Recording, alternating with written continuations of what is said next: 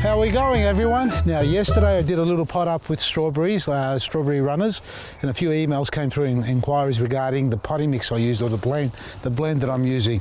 I call it a planting mix, and the reason I call it that is because you can use it almost on every type of plant. You'll find a lot of growers use them on small tube stock.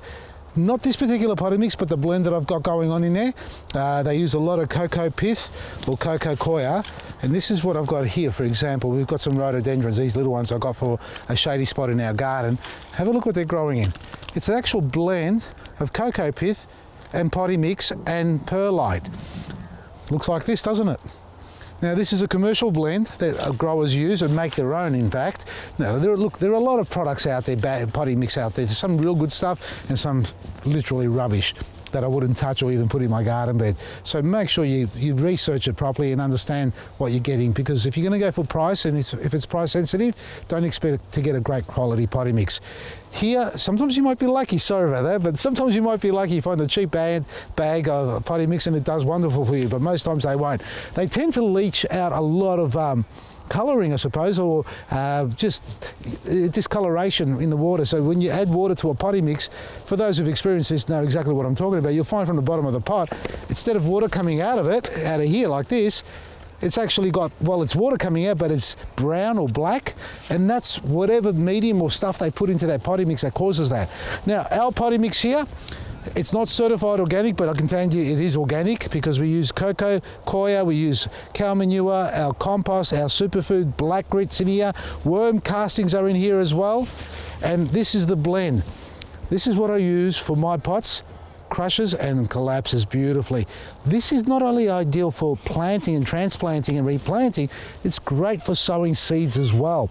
I sow my seeds and propagate cuttings in this mix. So it's a one-stop planting mix.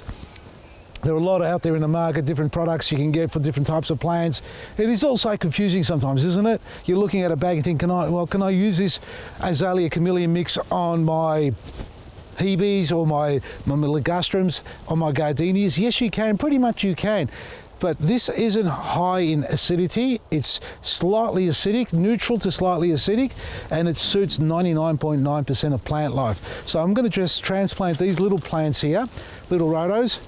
They don't have similar roots to other large roots that are quite evident. They have a lot of fibrous roots. See all that stuff there? They're very fibrous. They almost look discoloured as well, like they're dying off, but they're not. They're quite good. Now you can tease the bottom out a little bit carefully. You don't want to tear the roots apart. You just want to pry them apart without making too much damage or causing too much damage. That's fine. A little bit dry. I should have soaked it up a little bit in water beforehand. But our potting mix is just to die for. Our seed raising mix, folks, is just to die for. Our propagating mix, folks, it's just to die for, because it's good for all applications in that way. So we put a little bit of soil at the bottom, sit it there. Top of this pot, or the root system, should be below the top of the rim of the pot, because you need to get a little bit of soil on top. See all the roots coming up there? Is this one doing the same? A little bit of green there, but yes, they are fibrous roots on the surface, and they're searching for nutrients and light and all that sort of stuff. Well, not light, but moisture, and they're growing out of the pot, and that's why they go up, so you need to cover them. And we're just going to fill it up all the way around. I've been doing this potting mix for a number of years now, folks. For myself, I have not given it out to anybody yet, and today's your lucky day. We've actually got it in store. Not online for delivery, folks. It's just too heavy. These are 35-litre bags, and they're in a clean skin bag. We're avoiding, label costs. We're honestly trying to reduce the amount of plastic and, transport of plastic and things like that. And even our buckets, we're going to go into a bag range, I think. Just putting it out there for now. Let me know your thoughts on it. But this bag here, 35 litres for under $10, you can't go wrong. And you can plant a heap of it. So most potting mixes are 25 litres or 30. We've got a 35 litre. And how good does that look, right? Now, this has already got superfood in it. Now, if you want to add some superfood to your existing potting mix or plants that you have, get the pellet form, the slow release pellet form. It's black grit enhanced. We've got the black grit in there as well. It's mixed together, so you need to mix it a little bit before you apply it. And just grab about a tablespoon's worth and just sprinkle it around the pot. I don't know if that was a tablespoon. I think it needs just a little bit more, like that. And then give it a nice watering in. and place it somewhere where it gets plenty of sunlight in the morning and afternoon shade and protection in the summertime, but wintertime you can stay out in the full sun. It's not that hot.